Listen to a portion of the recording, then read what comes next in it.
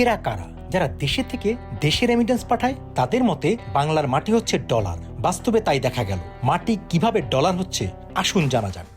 আমরা দেশে থাকার পরেও মনে করেন প্রবাসীদের মতন রেমিটেন্স আমরা দেশে আনতেছি। কারণ এই যে মাটি দেখতেছেন, এটা মাটি না, এটা সম্পূর্ণ ডলার। বাংলাদেশ থেকে যায় এই মাটি, আসে সব ডলার। 12 ঘন্টায় $10,000 আয়, তাও আবার দেশের মাটিতে। কিন্তু কিভাবে ডলার আসে? বড় কোনো অফিসে কাজ করে? উত্তর না, এই ডলার আসে মাটি থেকে। চলুন দেখে আসি সেই ডলার আয়ের গল্প। এক চুলা থেকে $10,000 আসবে। মাত্র 12 ঘন্টা পোড়াতে লাগে সময়, কিন্তু এই 12 ঘন্টার ভিতরে মনে করেন $10,000 এখান থেকে চলে আসে। যে কোনো মাটি পোড়ালেই কি ডলার আসে? আর কোন প্রসেসে পোড়াতে হয়?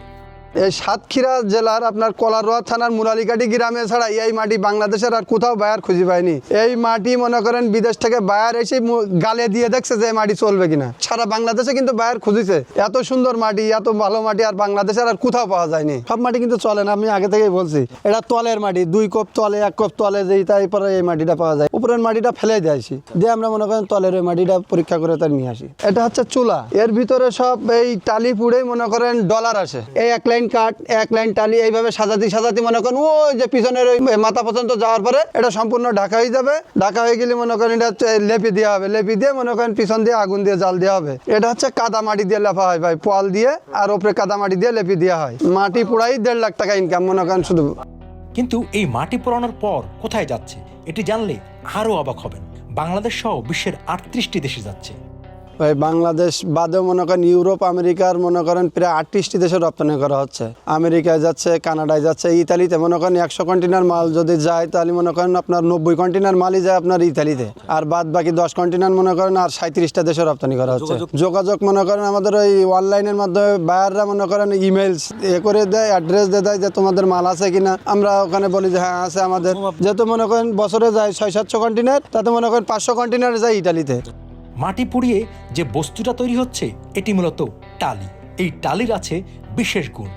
এখন মানুষ মনে করেন আধুনিক আর শৌখিন হয়ে গেছে। এটা আপনার ছাদের যে একটা গরম, এটা আপনি ভেতরে যে বুঝতে পারবেন না, মনে করেন এসি করে বসে আছি। আবার যখন ঠান্ডার সময় তখন মনে করেন এতে আপনার বরফ পড়ে, বাইরের দেশে আর কি বরফ পড়ে, এই বরফটা গালায় দেয়, এখানে বরফটা ধরে না এই মাটিতে। প্রথম অর্ডারটাই পাইছিলাম 2003 সালে। তখন মালের দাম একটু বেশি ছিল, দেখা যায় আপনার এই 1 পিস রেক্ট্যাঙ্গুলার টালি এটা $1 দিত, তার মানে 80 টাকার মতন। এখন এর দাম নেমে আইছে অলরেডি মনে করেন 20 টাকার ভিতরে চলে আসছে। আগে খরচ বেশি হতো, মাল নষ্ট হয়ে যেত, আমরা বুঝতাম না, জানতাম না। দেখা যায় 1000 মাল কাটলে আপনার 200 পিস ভালো থাকতো, বাদ বাকিটা সব নষ্ট হয়ে যেত। আমাদের এখানে প্রায় আপনার 500 মতন শ্রমিক মনে করেন এই টালির উপরে নির্ভরশীল। পয়লা মনে করেন আপনার প্রায় 100 জনের মতন ছিল কয়টা কারখানা। তারপরে মনে করেন আস্তে আস্তে মনে করেন এই 500-700 জনের এখানে আল্লাহর রহমতে রিজিকের ব্যবস্থা হয়ে গেছে। ডিজাইন মনে করেন আমার ওই বিদেশ থেকে যেভাবে অর্ডার দেয়, এর একটা সাইজ আছে, স্কোয়ার আছে, রেক্ট্যাঙ্গুলার আছে, হ্যাক্সাগন আছে, মানে সাইজ ওই বায়াররা আমাদেরকে অর্ডার দেয়, আমার এই সাইজের মাল দাও। তারপর বাংলাদেশের ইঞ্জিনিয়াররা বলে আপনার এই সাইজের মাল হবে, হবে ব্যাস। এভাবে তারা অর্ডার দিয়ে দিলে মনে করেন আমরা মাল তৈরি করি। শিপিং এর ঝামেলা বলতে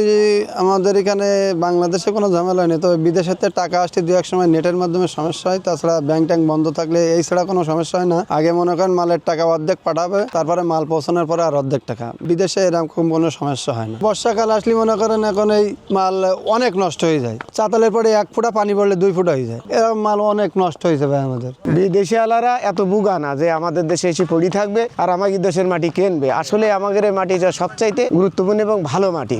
এই মাটির মধ্যে বিশেষ কিছু আছে, এই জন্য বিদেশিরা এই জায়গায় এসে পড়ি থাকে এই দেশের এই টালি নেওয়ার জন্য। এই মাটি দ্বারাই সাবানেরও কাজ হয়। এই মাটি দ্বারাই যদি মাথায় কায়দা করে ডোলা হয়, ডলিয়ে এবং গোসল করে আসলি একদম মাথার চুলগুলো ফ্রেশ হয়ে যায়। এই মাটি দবাইতে ভালো লাগে, সারাইতে সময় লাগে, শান্তি লাগে।